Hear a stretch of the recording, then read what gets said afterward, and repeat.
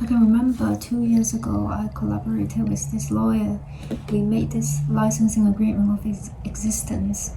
I transferred all my existence into things that I normally touched and feel or see or perceive. So basically, I become everything in my perception, and everything in my perception becomes me. And in that work, I also recorded 100 cassette tapes, and I inhaled the 3 breaths into each one of them and sent it to the people who came to the exhibition.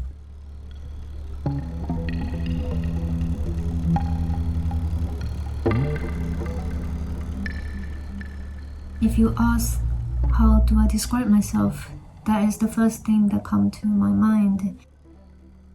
As for my music or my other artistic practice, I'd say they're all fragments that I collected. I like to collect things, be it material things or spiritual things or things that's transcendental or empty. I like to collect moments, even a fleeting emotion and stuff like that.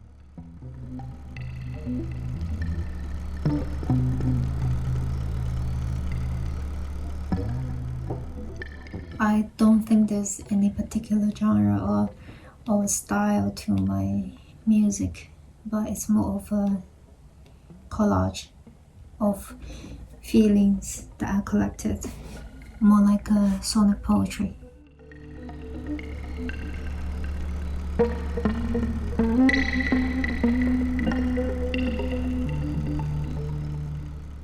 So the pro is the privilege that I actually have, and the con is the privilege that people think that I have. I will talk about the con first, because that's a big issue. So when I say the con is the privilege that people think that I have, meaning that a lot of the downfalls of being a woman in this industry is assumptions. I receive a lot of assumptions, and those assumptions are not usually friendly. And in this predominantly white male dominant industry, they would think, oh, only because there's not many, Asian female artists, therefore it is an advantage for you to stand out or to get your works out. The privilege that I actually have is all the correct condition for me to make stuff, make art, make music, and I don't have to worry too much about other stuff. I have all the right condition, external condition, spiritual condition, and internal condition, and financial condition, and everything like that. And the fact that we're living in such an era, it is a privilege compared to people who are living in the rough time, who are living in rougher time, and trying to make art but they couldn't. So I think that is my privilege. I don't like to emphasize too much about being a woman and talk too much about gender in particular, because I actually don't like to be asked how does it feel like to be a woman, or how does it feel like to be non-binary in this industry, and how does it feel like to be a female presenting artist and stuff like that. And we all know the reason why we shouldn't emphasize too much on the gender aspect, but at the same time I don't reject the idea of raising this kind of questions, and because I think it is necessary to be answered.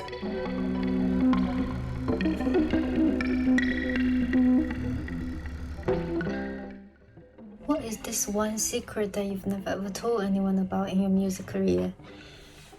I cannot read musical scores. I cannot read score sheets.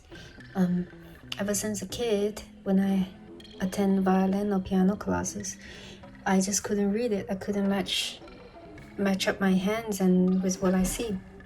So what I did was I would ask the teacher to play the song for me for once, and I will memorize the finger movement, and then I would just copy that and do the same thing. So up to now, I still cannot read music scores, and that's why I develop a lot of interest in graphic scores and event scores, text scores, or all of that, and just experimenting with new ways of interpreting scores and performing music.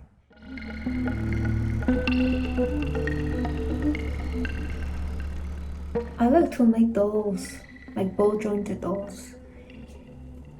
Basically human-shaped things. I like to make that. And if I have the money and space in the future, I would like to make bigger size ones. And I get very focused when I do these things. I feel like I'm creating a life, a living being. Each one of them has a unique personality and stuff. And I don't have many friends, so this is a way for me to communicate in a way, to get my emotions shared. And actually this is my career as well. I sell some commercial dolls to sustain my living.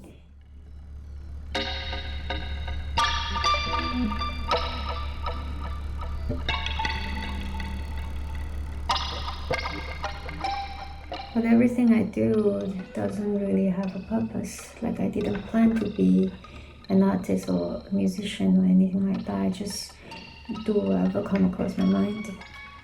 So I'm not really sure what I want to be, because I never had that purpose in my head.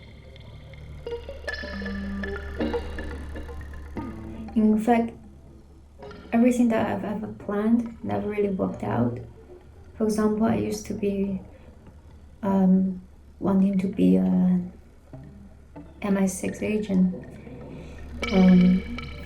but that's not happening. So, and I actually want to be a physicist as well, but it didn't work out because I'm terrible at physics or math.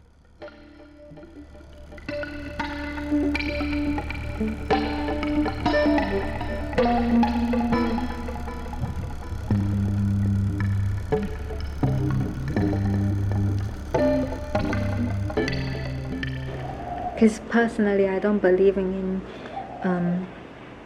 physical forms, and I don't think we will be living in this body in our next life. We will be changed to another habitat. So I wouldn't bring anything. But if I could, I would bring my memories, all my memories, because it would be painful to start everything all over. Like your knowledge, your spirituality,